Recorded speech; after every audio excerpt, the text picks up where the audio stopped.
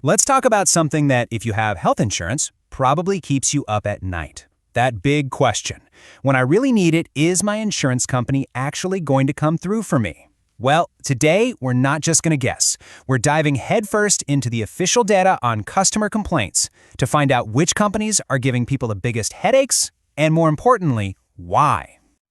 I mean, picture this. You're facing a medical emergency. You're stressed, you're vulnerable, and that safety net you've been diligently paying for month after month, suddenly it feels like it's full of holes. It's just this incredibly frustrating moment. And believe me, for thousands upon thousands of people, this isn't just a bad dream. It's their reality. You do everything right. You pay those premiums, you never miss a deadline. But then, the moment you actually need to file a claim, bam, you get hit with a flat-out rejection, or maybe a payout that's just shockingly low. And here's the thing. If this sounds familiar, the latest annual report from the Council of Insurance Ombudsman basically confirms it. You are far, far from alone in this fight. Okay, so let's get right into it. The first big question is, who? Who are the companies people are complaining about the most? Let's follow the data and see who our initial suspects are. Wow, okay, the numbers here pretty much jump off the page. Right at the top, you've got Star Health and Allied Insurance, with just a staggering 13,308 complaints. I mean, look at that. And then, way, way behind them, you see some other big names, Care Health, Niva, Bupa, and then you've got a couple of the public sector giants, National Insurance and the new India Assurance. And let's be super clear here. This isn't just a small lead. It's a chasm, a massive gap. Star Health's complaint number doesn't just beat the others, it absolutely dwarfs them. I mean, when you see a difference this huge, you have to ask, what on earth is going on inside this company? Let me put this another way, just so it really sinks in. If you take the next 4 companies on that list and you add up all their complaints, you get just over 10,000.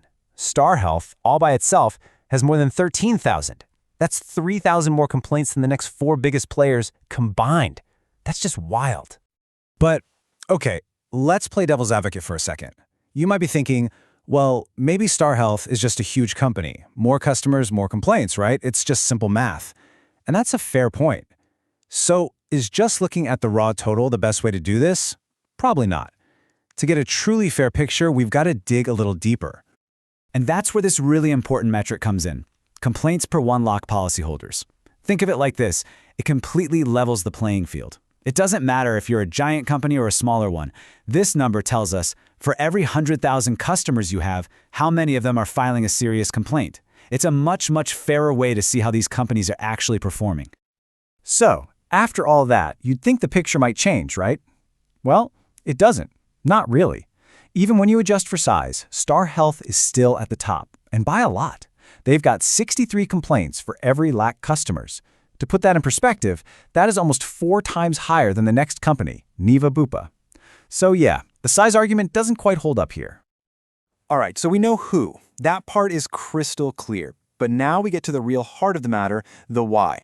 What is the one thing that's making thousands upon thousands of people so angry that they go through the whole process of filing a formal complaint? And you know what? The data could not be more obvious. The number one reason, by a long shot, is claims being either partially or totally rejected. We're not talking about slow paperwork or bad customer service on the phone. This is the big one. This is about people not getting the money they're owed when they are at their most vulnerable. And just look at the breakdown for our top company. Out of those 13,000 plus complaints for Star Health, over 10,000 of them were specifically because a claim was denied. That's it. That is the core of the problem right there. You can see Care Health is next on the list, but the volume, it's just not in the same league. Okay, so this makes you wonder, right? Is this just a few bad apples situation, a problem with a couple of specific companies, or are we looking at something bigger, a problem that's growing across the whole health insurance industry? And this is where the story gets really concerning. See, when you look at other types of insurance, like life insurance or general insurance for your car or home, complaints are actually decreasing. People are getting happier. But with health insurance, the trend is going in the completely opposite direction. I mean, they didn't just go up a little bit, they surged. We're talking a massive 21.7% jump in just 1 year. This isn't a slow burn, folks. This is a 5-alarm fire. It really suggests the whole system is feeling the pressure. So, what's the plan? How do we fix this? Well, the main regulator, IRDAI, has definitely noticed, and they're rolling out a new system they hope will tackle these complaints before they get out of hand. The big idea is to create something called an internal ombudsman, basically a watchdog inside each insurance company. The way it's supposed to work is you file your complaint with the insurer, and if they don't fix it within 30 days, you can then appeal to this internal person. The hope is that it'll be a faster way to get things sorted out. But, and this is a pretty big but, a lot of experts are raising their eyebrows. For one thing, the decision this internal person makes, it's only binding on the company, not on you. You can still take your case higher. So that immediately makes you question how independent they can really be. Is it just another layer of red tape?